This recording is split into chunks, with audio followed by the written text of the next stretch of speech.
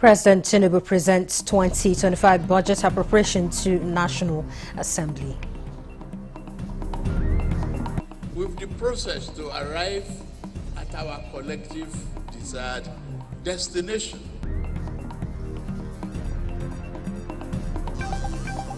Farmers and processors get mini storage facilities to reduce post-harvest losses.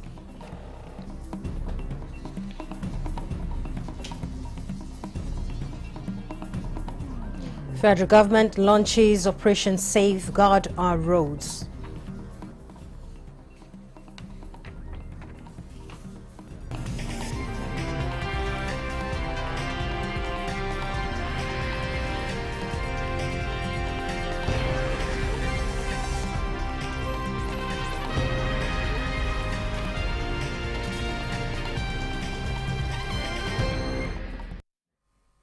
Hello and welcome to the News Desk 3 live on NTA News 24. Comfort Modu, and we'll begin with the presentation of the 2025 budget appropriation bill by President Bola Tinubu, tagged Budget of Restoration, Peace Building and Prosperity before the joint session of the National Assembly. The budget total for 7.9 trillion as it has a projected revenue of 34.8 trillion and deficit of 13 trillion. Our decisions resolute and our priorities are clear. This budget reflects a renewed commitment to strengthening the foundation of a robust economy, while addressing the critical sectors essential for the growth and development we envision. Another major testament to your patriotic zeal, your strength, and your determination to change the future of this country. Your dedication to fostering international relations paves the way for fruitful partnerships that will propel our nation forward. We are witnessing a resurgence in foreign direct investment, made possible by your visionary directives that ease the visa processes for Nigerians traveling to other countries. Even our VAT collection efficiency at approximately 20% is notably below the near 70% efficiency achieved by South Africa, Equatorial Guinea, and Zambia. Mr. President, addressing these challenges requires urgent and comprehensive tax reforms to broaden our tax base, improve compliance, streamline administration, and reduce reliance on borrowing. The National Assembly will continue to work with the administration to ensure that such reforms are equitable, effective, and considerate of the needs of vulnerable populations.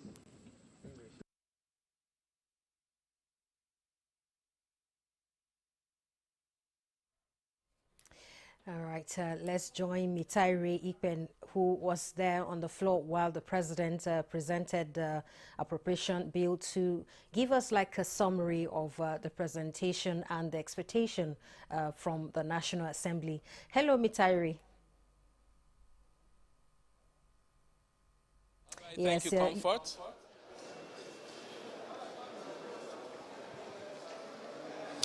Okay, President Bola Ahmed Tinubu today presented the 2025 appropriation bill of 47.9 trillion naira. He laid it before a joint session of the National Assembly, and he called it a budget of restoration. A budget, he says, will secure the peace. A budget, he says, will promote prosperity. A budget, he says, will generate employment. A budget, he says, will reduce poverty and enhance the business environment. That budget has been laid before the National Assembly, and we expect that in the coming days and weeks, lawmakers will do the needful. They will scrutinize the budget and ensure that it gets the speedy passage which the executive wants. The President of the Senate, as well as the Speaker of the House, Tajuddin Abbas, they gave their commitment to the President that they will do the needful to ensure thorough scrutiny of that budget to ensure that it gets passed. At this point in time, I have one of the lawmakers who was also there when the President laid the 2025 appropriation bill on the floor of the House, Honorable Patrick Umar. Honorable Patrick Umar, what did you make of the President's budget presentation today? Well, thank you very much. The budget of the 2025 is very ambitious but necessary, considering the components that are accommodated by Mr. President projecting into 2025. It is a budget that consolidates the budget performance index of the 2024 budget of the Federal Republic of Nigeria. I must commend Mr. President for the courage to come up with such budget because it accommodates social welfare indicators as such that when implemented, Nigerians will enjoy the dividends of democracy. The budget targets national security, targets education, employment, sustainable development, and even climate change and agriculture. The healthcare services are also included there, and it shows that Mr. President is very intentional about the holistic development of our country. And so it is a fantastic budget that will propel all aspects of our economic life to a remarkable extent, such that Nigerians will appreciate the efforts, the decisive decisions of Mr. President to turn around the country, to turn around our economy, and to place Nigeria on a global map. Okay, and talking about the fact that the budget is coming at this time of the year, what should Nigerians expect from lawmakers with regard to going through the budget proposal, it is, and ensuring passage of the budget? It is the business of Parliament to critically look at the budget and work on it for the benefit of Nigerians. That's the basis of a social contract between Nigerians themselves and all of us as parliamentarians. And then there is another obligation, which is to oversight the implementation of the budget. And so the way it is, we are all very committed people in Parliament, and I can assure Nigerians that we are prepared to collaborate with Mr. President to give the budget a very smooth takeoff. It's a fantastic budget, and we have seen the commitment, the resourcefulness of Mr. President in advancing the cause of ordinary Nigerians. And so we are ready for this collaboration, we are ready for this growth, we are ready to do our best to ensure that the budget thrives and it consolidates on what was done in 2024. All right, thank you very much. That's Honorable Patrick Umar, who just gave his perspective of the budget, and he has spoken on behalf of other lawmakers that they are ready to do justice to the 2025 budget proposal with a view to giving it passage when it is ready. And that at the laying of the budget today is the first reading, and the presiding officers of the House will be setting aside dates, legislative days, on which they will debate on the general principles of the budget. You can be sure we'll update you on that. And we also expect that the Federal Ministry of Finance and the Budget Office of the Federation will give, in the coming days, breakdown of the budget, especially as it concerns critical sectors of the Nigerian economy. That's it from here, Comfort. Thank you so much, Mitairi Ikpen. We're looking forward to a smooth and fast debate on the budget so that it can be passed fast, just like the lawmaker just stated. Thank you so much, Mitairi. All right, President Bola Tinubu's 2025 budget presented to a joint National Assembly session is anchored on a benchmark oil price of $75 per barrel and an ambitious production target of 2.06 million barrels per day. And this framework is seen as critical or crucial as approximately 56% of projected revenues, about 19.60 trillion naira, are expected to stem from oil, reflecting Nigerians' heavy reliance on oil for fiscal sustainability. The proposed budget total 47.9 trillion naira, marking a 36.8% increase from 2024, with a projected deficit of 13 trillion naira or 3.86% of GDP. However, optimism is high as Nigerians' oil production surged to approximately 1.8 million barrels per day, up from 1.43 million barrels per day in June, as federal government intensify efforts against oil theft and sabotage. This increase not only supports national revenue but also aligns with President Bola Ahmed Tinubu's vision for economic recovery and ultimate exportation of petroleum products, reduction in upstream oil and gas production costs. Experts say the success of this budget will hinge on effective management of production levels and global oil price trends in an increasingly volatile market. Meanwhile, President Bola Tinubu has departed Abuja for Lagos, where he is scheduled for some end-of-year activities. The president, who was at the National Assembly for the 2025 budget presentation, departed via the Nnamdi Azikiwe International Airport about 2:30 p.m. this Wednesday. That was right after the presentation. Moving on, Minister of Information and National Orientation, Mohammed Idris, says media workers are essential service providers that deserve a special media salary and that the current administration will ensure its provision. He disclosed this to journalists shortly after inspection of the rehabilitated 14-story building Radio House in Abuja. Let's get more on this from Saliu Abdullahi Gwanara.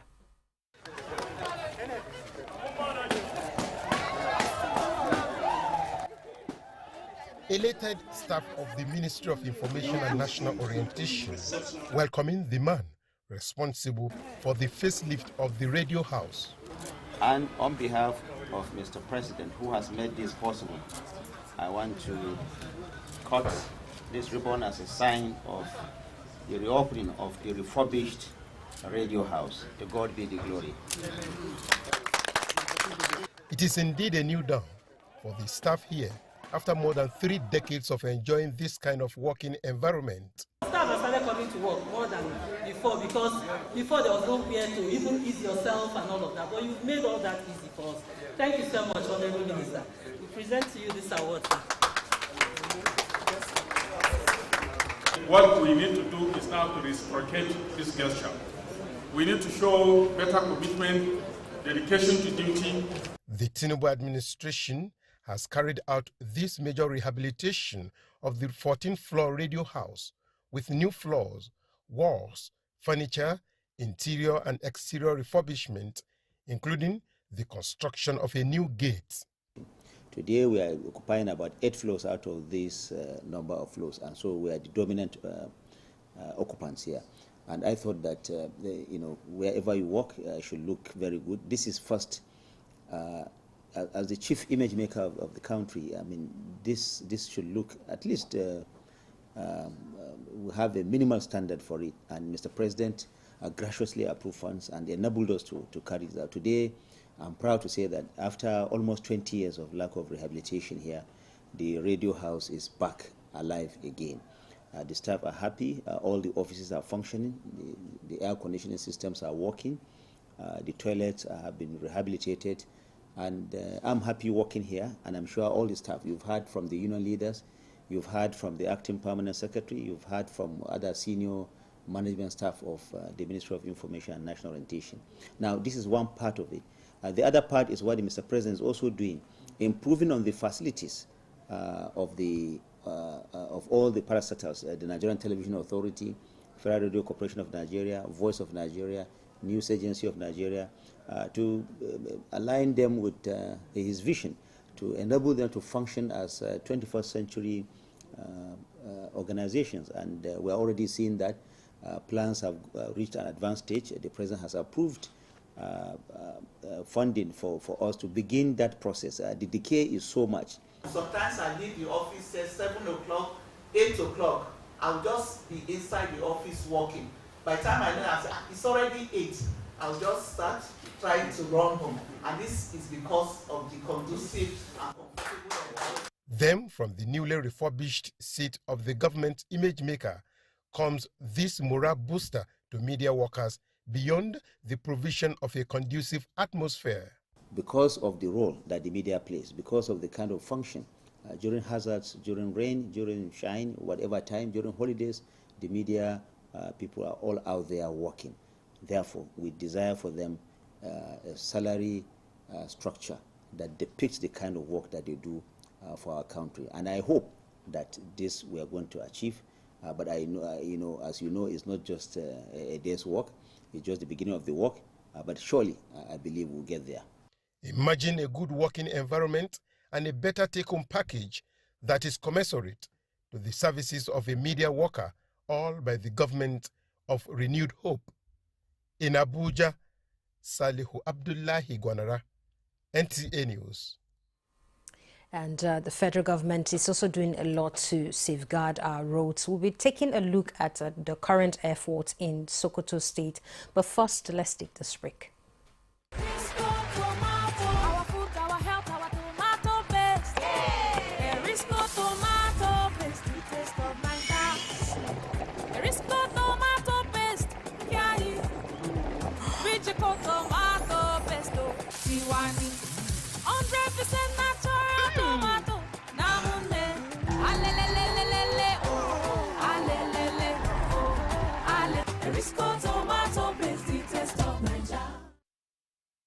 As this year draws to a close, we would like to express our sincere gratitude for your continued support.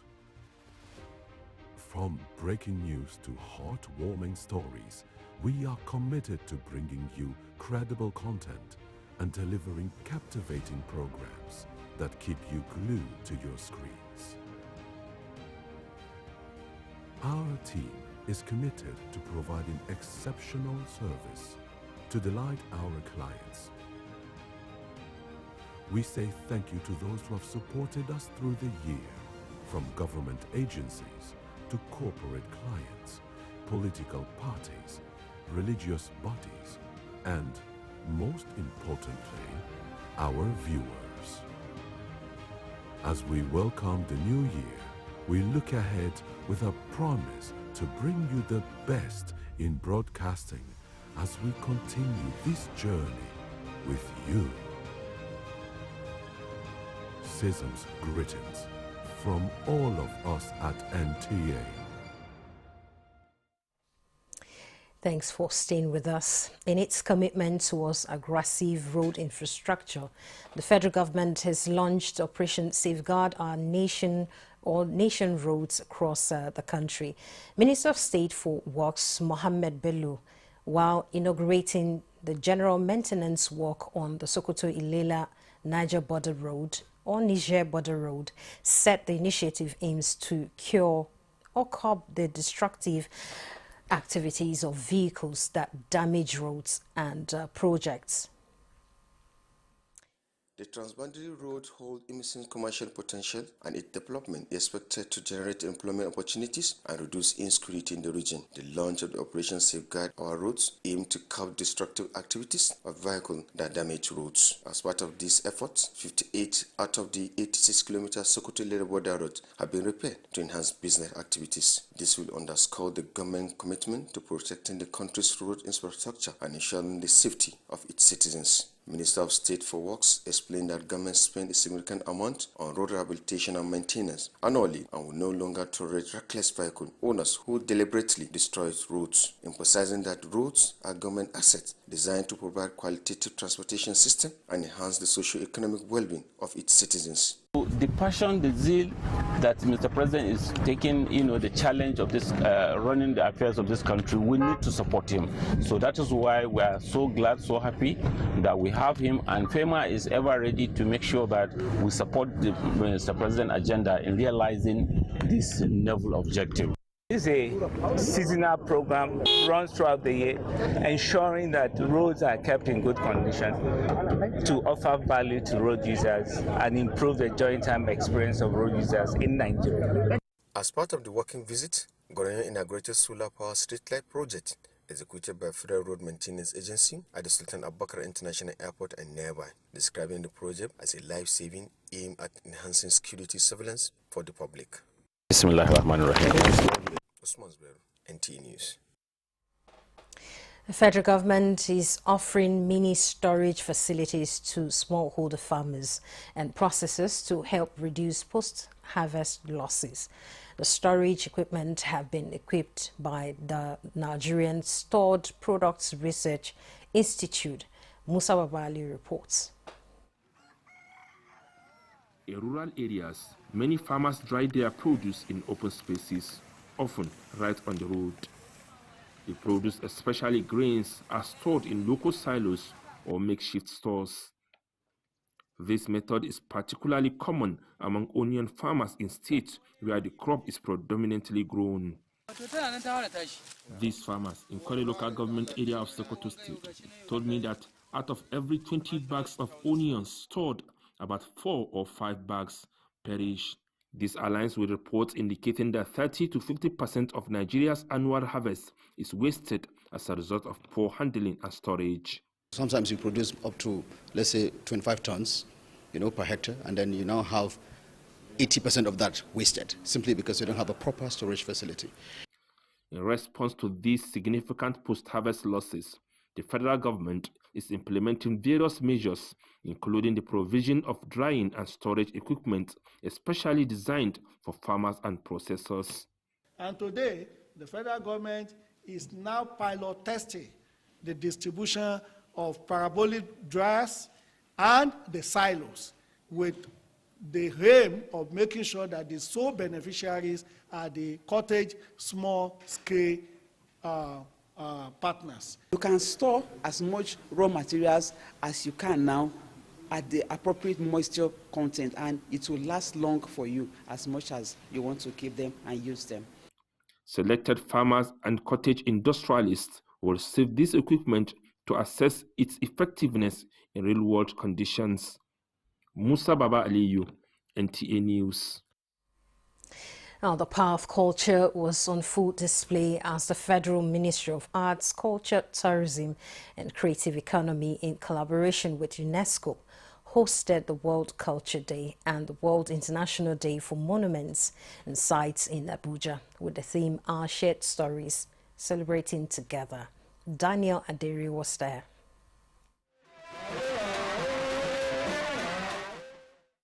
Culture is a microcosm of society that shapes one's identity.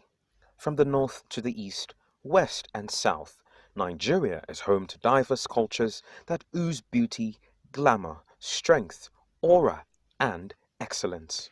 In a world in which a greater percentage of the conflicts are characterized by a cultural dimension, it is of crucial importance to enhance our efforts to promote and increase tolerance among different cultures in our quest to advance peace, progress, and stability in our communities. We are gathered here today not only to celebrate culture, but also reflect on our national life and explore ways of telling the Nigerian story through art, culture, tourism, and the creative economy. And this captures the themes of this year, our shared stories, celebrating together. So what makes culture so special? Is it the attires? Is it the food? Or is it just the music and dance? For the likes of Chika and Joseph, culture is simply a way of life.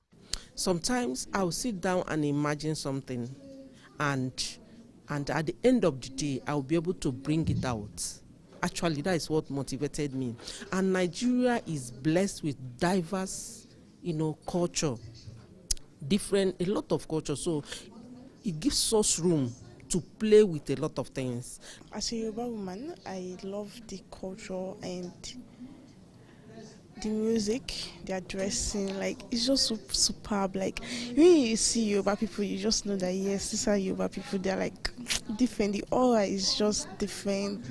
But the major thing that stands out for me as an Idoma man, and that makes us carry us with this much pride, and not in a bad way though, it's our food. Our food makes us stand out. The Okoro soup, like it's called, Olokoho. The World Culture Day and the World International Day for Monuments and Sites is an annual event commemorated by UNESCO and several nations worldwide. In Abuja, Daniel Aderiye, NT News.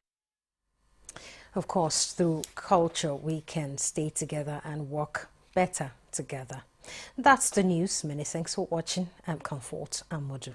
Good afternoon.